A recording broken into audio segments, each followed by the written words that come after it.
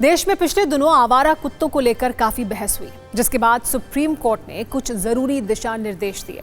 साथ ही राज्यों को आवारा कुत्तों के मामले में एक्शन प्लान बनाने को भी कहा था, जिसके बाद अब दिल्ली सरकार ने आवारा कुत्तों के लिए स्मार्ट चिप वाला प्लान बनाया है, जिसके तहत 10 लाख आवारा कुत्तों को माइक्रोचिप लगाए जाएंगे।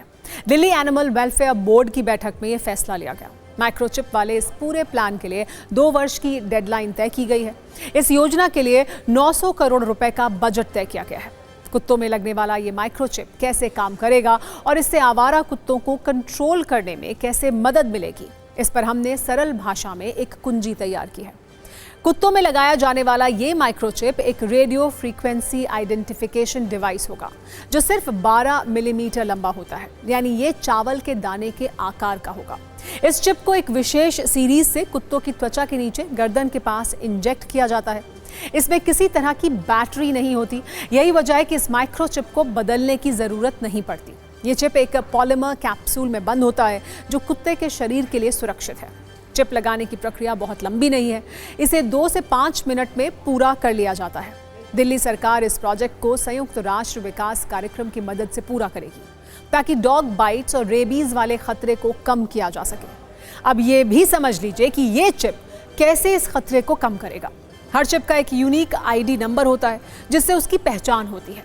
चिप सीधे तौर पर कोई डेटा स्टोर नहीं करता, बल्कि इस चिप का आईडी नंबर एक डेटाबेस से लिंक होता है।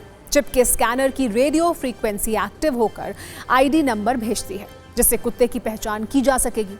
इसके जरिए कुत्तों की रेबीज वैक्सीनेशन का रिकॉर्ड रखा जा सकेगा। साथ ही इसे आक्रामक कुत्तों की पहचान भी आसान हो जाएगी। उन्हें शेल्टर होम में शिफ्ट भी किया जा सकेगा।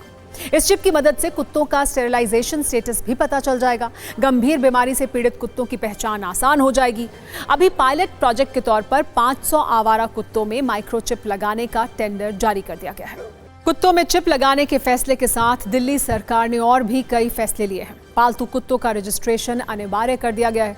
इस रजिस्ट्रेशन के लिए भी माइक्रोचिप और एंटी रेबीज वैक्सीनेशन का प्रमाण पत्र देना अनिवार्य होगा। नियम को न मानने पर जुर्माना लगाया जाएगा। ये सब आवारा कुत्तों के बढ़ते खतरे को कंट्रोल करने की कोशिश का हिस्सा है, क्योंकि दिल्ली में आवारा कुत्तों की संख्या लाखों में है। 2009 में पूरे दिल्ली में हुए सर्वे के मुताबिक 5,60,000 आवारा कुत्ते थे।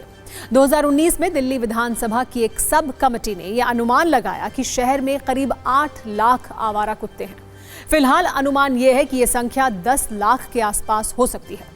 दिल्ली में आवारा कुत्तों के आतंक वाले आंकड़े भी डराने वाले हैं।